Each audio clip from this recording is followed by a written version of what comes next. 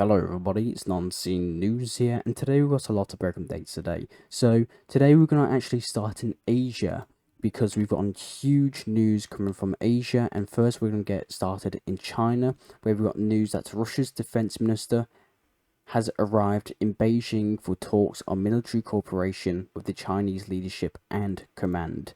So if you can see here in your bottom left corner, we can see the two defense ministers of Russia and China hold meetings to discuss military cooperation between Moscow and Beijing. So the Russian defense minister, Belousov, stated that military cooperation between Russia and China is an important factor in maintaining global and regional stability.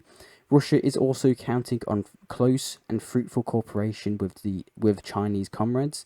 The friendly relations between Russia and China maintain a high dynamic of development and are expanding in all directions and are at an unprecedented level.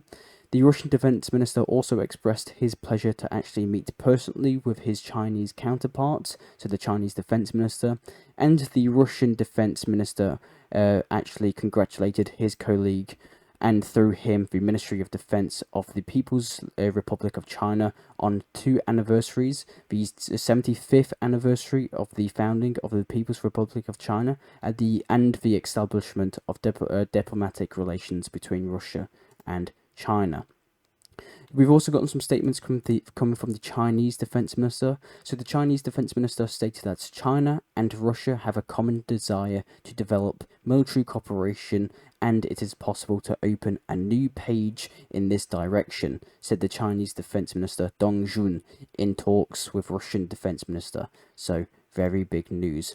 We've also gotten some news released by the Russian government that Russia and China are also holding joint navy drills in the Pacific in a demonstration of growing cooperation between Russia and China. So you can see here in the bottom left corner, we can see Russian and Chinese warships conducting anti-submarine and anti-defense exercises in the Pacific Ocean. So very big news. So now let's talk a little bit about Taiwan. So yesterday we had huge news that Taiwan, China conducted and it launched a huge operation around Taiwan. So apparently China announces a successful completion of military exercises around Taiwan. So it seems that the exercise that China conducted was only a one-day operation. So according to Taiwan's defense ministry, over 125 Chinese military aircrafts took part in the maneuvers, a record number for Chinese operations around the island in one day. So if you can see here in the bottom left corner, the Chinese Ministry of Defense released some footage of China's army actually conducting drills off the coast of Taiwan. So the Chinese Defense Ministry stated that, so he said to practice its ability to carry out precision strikes against key targets. So big news. We've also got some videos coming from the island itself, coming from Taiwan. So if you can see here in the bottom left corner, we can see Taiwan actually putting its anti-ship cruise missile launchers on full alert when the Chinese military exercises were at its peak around the island.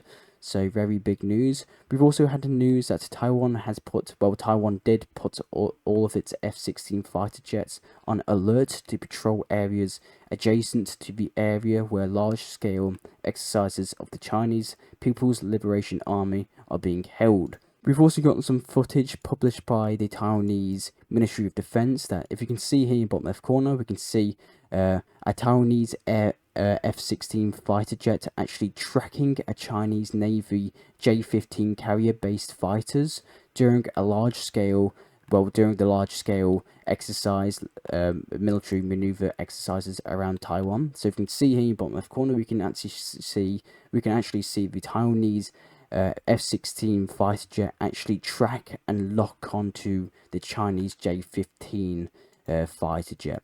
And now let's head to probably the most biggest and the most concerning news coming today, and it's coming from the Korean Peninsula. So yesterday's video we talked about how allegedly South Korea sent a military drone above the capital city of North Korea, and actually, according to North Korea, dropped anti-communist leaflets on the locals of Pyongyang in the capital city of North Korea. So, and North Korea obviously blamed South Korea of actually invading its airspace. So Kim Jong-un right now is holding emergency meeting with military and security forces. He addressed reports of a serious provocation, so the South Korean drone entering its airspace, which actually I should add that South Korea actually denies, and South Korea says it wasn't their drone. So Kim Jong-un addressed reports of a serious provocation and violation of North Korea's sovereignty by enemies, according to the KCNA. So the leader, Kim Jong-un, outlined a plan for retaliation military actions, defining the direction of measures and tasks for using deterrent forces. And it seems that we've just gotten the aftermath of this. So we've just gotten news that North Korea actually blows up roads connecting to South Korea. So if you can see here in your bottom left corner, we see this huge explosion. So according to this video, North Korea blows up roads connecting to South Korea. So if you see this map, so this is the two explosions. There was two explosions in total. So one explosion happened on this side on the Dongha line, and the other one on this side of the country in the Jangui line. So it seems that two of these, lines connecting North and South Korea has been exploded. So very concerning news. So we also had news that the South Korean military actually fired warning shots, and we actually had news that the North Korean military actually entered South Korean territory, but that hasn't been confirmed. But what has been confirmed is that South Korea actually fired warning shots at the North Korean troops. So it seems that the escalation between North and South Korea are getting worse and worse. So I'll keep you updated on that. And the next news is coming from India and Sri Lanka. So we got news that India and Sri Lanka are reportedly near signing a $5 billion deal on a road and rail project. So the proposed road and rail link between India and Sri Lanka has been under discussion for many years now, often referred to as the Indian-Sri Lankan Bridge or the Polk Strait Bridge. So the project aims to create a physical concentration across the Polk Strait, which separates the two countries. The plan involves constructing a bridge and/or an underwater tunnel to actually link India, so southern India, with Sri Lanka. So the project is expected to boost trade, tourism, and cultural exchanges by providing a direct transportation route between the two nations. So I kind of highlighted here what we should actually, it might look like. So this is what it might look like in the future. Who knows? But we've gotten some rumors, some news that a Sri Lankan Indian bridge might be taking place pretty soon. And the next news is coming from India. We've got news that India recalls ambassador from Canada. And we've also got news that India expels 6 Canadian diplomats from India. So we've got news that the Canadian Foreign Minister announces the expulsion of Indian diplomats related to ongoing probe on violent criminal activity linked to the government of India. So it seems that the relations between India and Canada are decreasing. So we've got news coming from the Canadian Prime Minister Justin Trudeau. He claims that the Royal Canadian Mounted Police has evidence of the Indian agents allegedly threatening public safety and engaging in serious crimes against South Asian Canadians. So if you want to see Justin Trudeau explain this, here it is. But if you don't want to see Justin Trudeau explain this, just skip ahead 1 minute and 5 seconds. As the RCMP Commissioner stated earlier, they have clear and compelling evidence that agents of the Government of India have engaged in and continue to engage in activities that pose a significant threat to public safety. This includes clandestine information gathering techniques, coercive behavior targeting South Asian Canadians, and involvement in over a dozen threatening and violent acts including murder. This is unacceptable. While attempts have been made by the RCMP and national security officials to work with the government of India and Indian law enforcement counterparts on this matter, they have been repeatedly refused. This is why, this weekend, Canadian officials took an extraordinary step. They met with Indian officials to share RCMP evidence which concluded 6 agents of the government of India are persons of interest in criminal activities. And despite repeated requests to the government of India, it has decided not to cooperate.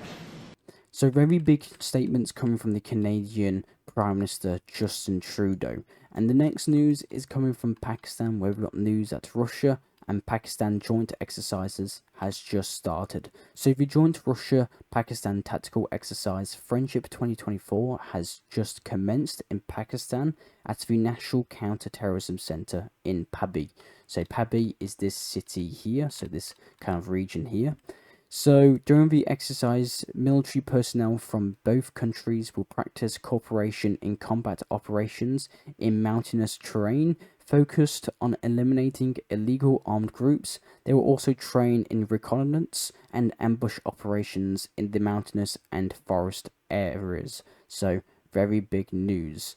So Russia and Pakistan army exercises has just commenced. We've also got news coming from Kazakhstan that a one in a lifetime, well, one in many lifetimes has just happened. So stunning footage has just showed a rare comet tearing over the sky. So you can see here in the bottom left corner, a journalist has captured footage of a long period comet from the Oort cloud that visits the inner solar system approximately every 80,000 years, appearing in the sky over Kazakhstan. So, if you can see here in your bottom left corner, we can see this this comet actually fly across space or the sky. So, very big news. And now let's head to Ukraine, where we've got news that the Ukrainian ambassador to Germany just stated that the first details of Ukraine's victory plan will be published in the coming days. So we've got news that the Ukrainian ambassador to Germany stated that the first details of Ukraine's victory plan will be published. So I think he's talking about it being publicized. So maybe in a few days we'll actually go over Ukraine's victory plan together on Non-Scene News. We've also got news that Zelensky stated that North Korea is sending personnel to the Russian military. So President Zelensky of Ukraine stated that we see a growing alliance between Russia and regimes like North Korea. This goes beyond just the transfer of weapons. It involves the transfer of people from North Korea to the occupying military forces, Zelensky stated. We've also got news that the EU will extend the mission to train Ukrainian military personnel for another 2 years. This was stated and announced by the EU's High Representative for Foreign Affairs, Josep Borrell. So very big news. We've also got news that Ukraine urges Brazil to arrest Vladimir Putin if he attends the G20 summit. So Ukraine's top prosecutor stated that he has received intelligence indicating that the Russian President Vladimir Putin may attend the G20 summit in Brazil next month, and called on authorities to arrest Vladimir Putin in his potential arrival in Brazil. So I'll keep you updated on that. We've also got news coming from Poland that Poland is planning to create minefields along its border with Russia and Belarus as part of Eastern Shield defense system, according to TVP. Meanwhile, Lithuania is also installing some barriers on the Kaliningrad region. So we talked about this a bit in a couple of videos ago, how Lithuania is actually placing anti-tank obstacles on the border between Russia. So very big news.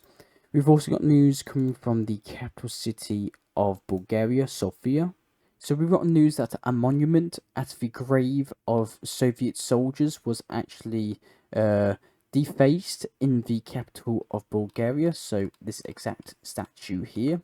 So you can see here in the bottom left corner, it's been graffitied on, it seems, and one of the faces on the statue was actually destroyed. And now let's head to Serbia and the Kosovo border, where we got news that police from Kosovo has reported that a vehicle belonging to the Serbian state may have violated the border between central Serbia and Kosovo by crossing the checkpoint.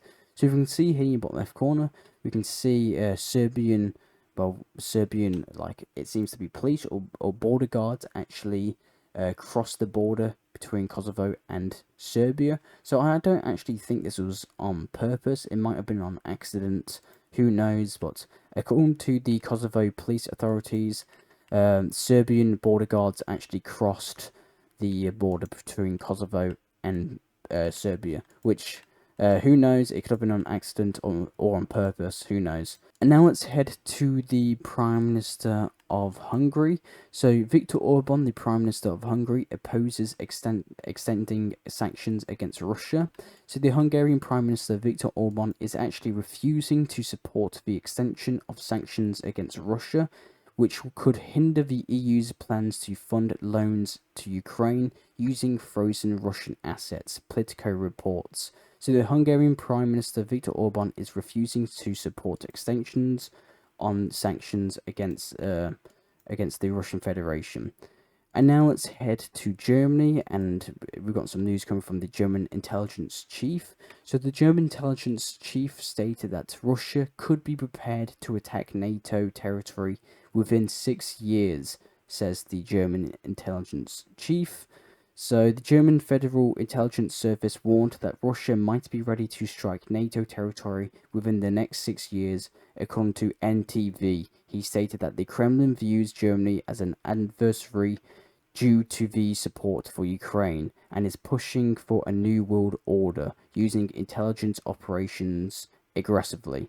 So this was stated by the German intelligence chief. We've also got some news coming from a German city here in Göttingen. I think that's how you state the name. So Germany detonates 3 World War II bombs in the city of Göttingen. The German authorities actually had to evacuate 11,000 residents to actually explode these 3 World War II bombs that were actually found in the city. So very big news. And we've got some news coming from NATO, and probably the biggest news coming today too. So we've got news that NATO has kicked off its large-scale nuclear exercises, Steadfast Noon, so in Northern Europe, involving 2,000 servicemen from 13 alliance countries and up to 60 military aircraft. The drills, which started on October the 14th, will primarily take place in the UK and the North Sea, Belgium and the Netherlands. These exercises aim to ensure the alliance nuclear deterrent remains effective and credible.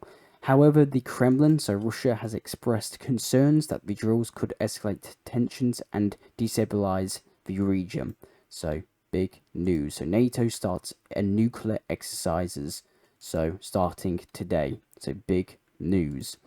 The next news is coming from the African country of Uganda, where we've got news that Uganda signs a rail building deal with Turkey's company of Yapı Mesya. So Uganda's government and the Turkish construction firm of Yapı Mesya has just signed a contract to build 272 kilometer or 169 miles section of railway in a bid to boost regional trade, and the Ugandan official said on Monday. So the railway has an estimated cost of 2.7 billion euros, so that's about 3 billion US dollars.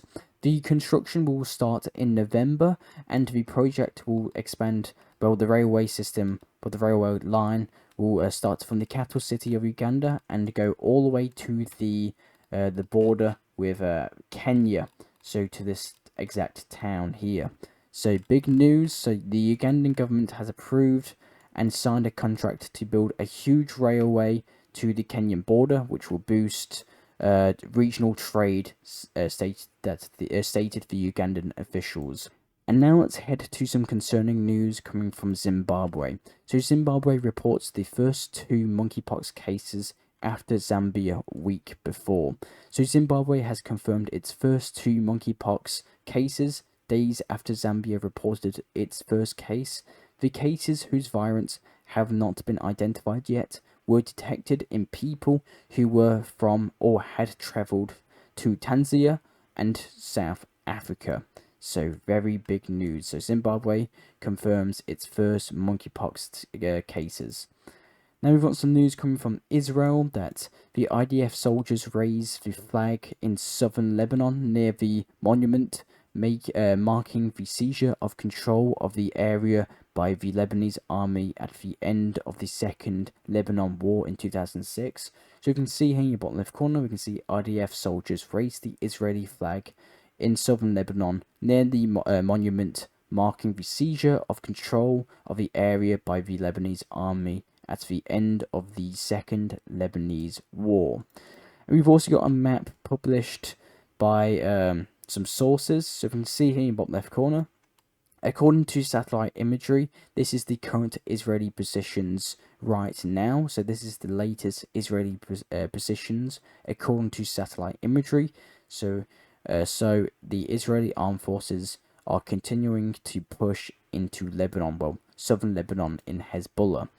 Now let's head to the yesterday strike that happened yesterday. So yesterday, on October the 13th, 2024, the Israeli and Lebanese media reported that a swarm of kamikaze UAVs made a direct hit against the barracks of the Israeli Defense Forces, the Golani Brigade near Haifa, so the southern part of Haifa. So we talked a little bit about this yesterday, how a swarm of Hezbollah drones hit a training site of the Israeli Defense Forces and actually apparently injured 58 people and killed about 4 or 5 Israeli soldiers. So now we've got an actual footage of this, so I can't actually show you any of these imagery or videos of the results of this attack. So there's been some graphic footage online shows the moment after the drones landed and exploded on the dining room of the Israeli army unit, with floors and tables entirely covered with blood. So I can't show you any of this. So I might actually have to make my own Telegram channel for those who actually do want to see the footage.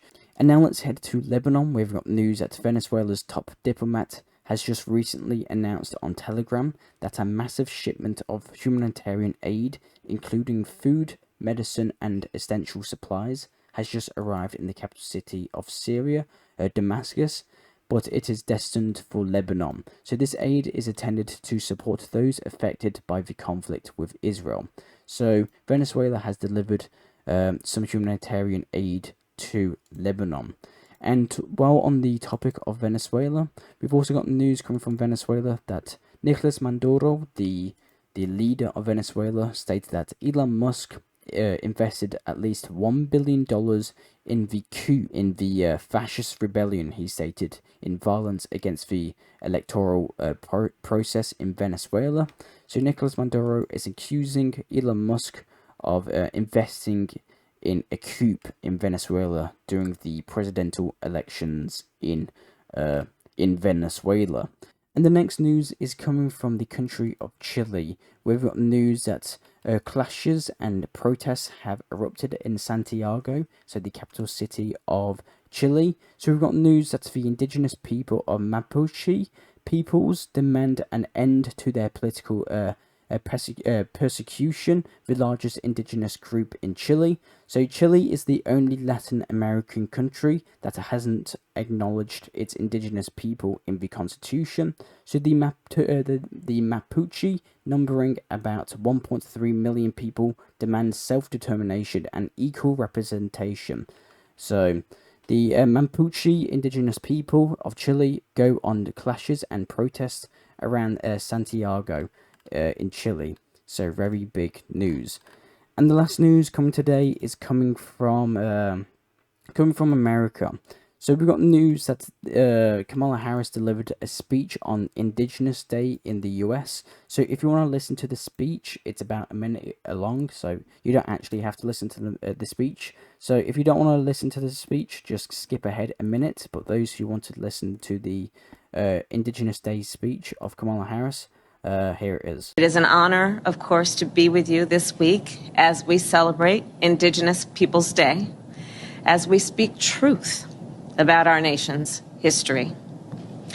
Since 1934, every October, the United States has recognized the voyage of the European explorers who first landed on the shores of the Americas. But that is not the whole story.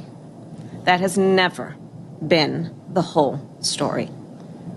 Those explorers ushered in a wave of devastation for tribal nations, perpetrating violence, stealing land, and spreading disease. We must not shy away from this shameful past, and we must shed light on it and do everything we can to address the impact of the past on Native communities today. So very big statements coming from Kamala Harris and her speech there about Indigenous Day in America. We've also got some videos released online of people celebrating the Indigenous Day of America, and if you can see here in your bottom left corner, we can actually see people obviously desecrating and dragging the flag of General Custer on the ground. So if you don't know who General Custer is, you probably have to do some research after the video on him, but he was known about his operations against the Indians. And the next news is coming from an actor who just endorsed Kamala Harris. So we've got news that Bryan Cranston, so he's the person who played Walter White in Breaking Bad, has just endorsed Kamala Harris in his latest speech. So if you can see here in your bottom left corner, this is the speech.